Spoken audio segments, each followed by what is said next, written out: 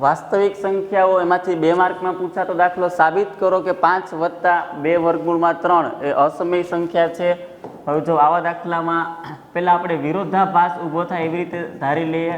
એટલે કે ધારો કે 5 + 2 વર્ગમૂળમાં 3 એ કેવી સંખ્યા છે? સમય સંખ્યા છે. પહેલા આને સમય સંખ્યા ધારી લેવાની, પછી છેલ્લે આપણે સાબિત કરીએ, ગુજરાતી થિયરી થોડીક થિયરી લખી અને છેલ્લે સાબિત થશે વિરોધાભાસ ઊભો થાય, એક બાજુ સમય સંખ્યા ને એક બાજુ અસમય સંખ્યા. એટલે કે આપણે ધારેલું છે એમાં પ્રોબ્લેમ ઊભો થયો અને આ કેવી સંખ્યા છે? અસમય સંખ્યા. તો સૌથી પહેલા હું આને ધારી લઉં a બરાબર 5 + 2 વર્ગમૂળમાં 3. હવે જો 5 બરાબરની આ બાજુ આવે તો કેવા થાય? a - 5 + 2 વર્ગમૂળમાં 3. હવે બંને બાજુ જો વર્ગ કરવામાં આવે તો વર્ગ અને વર્ગમૂળ નીકળી જાય, પણ 2 ને ધક્કો મારીએ તો ક્યાં જાય? છેદમાં a - 5 છેદમાં 2 બરાબર 3. આવું પરિણામ આવ્યું. હવે ડાબી બાજુ જે છે a - 5 છેદમાં 2, આ તો સમય સંખ્યા છે, પણ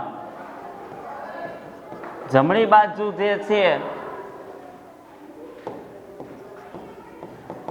વર્ગમૂળમાં 3 અને વર્ગમૂળ એટલે કે આ કેવી સંખ્યા થઈ? અસમય સંખ્યા છે. તો અત્યારે ડાબા બરાબર જબા એવું થતું નથી. નોટ ઇક્વલ ટુ ડાબા નોટ ઇક્વલ ટુ જબા.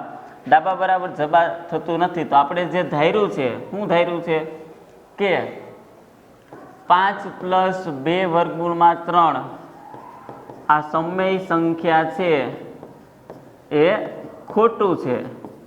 વિરોધાભાસ ઊભો થયો.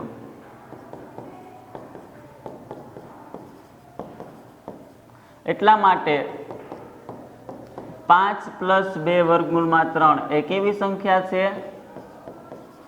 અસમય સંખ્યા છે. અને જે સાબિત થાય છે, સાબિત કરવાનું હતું કે આ અસમય સંખ્યા છે. જોઈ લો આખો દાખલો તમે એક વખત.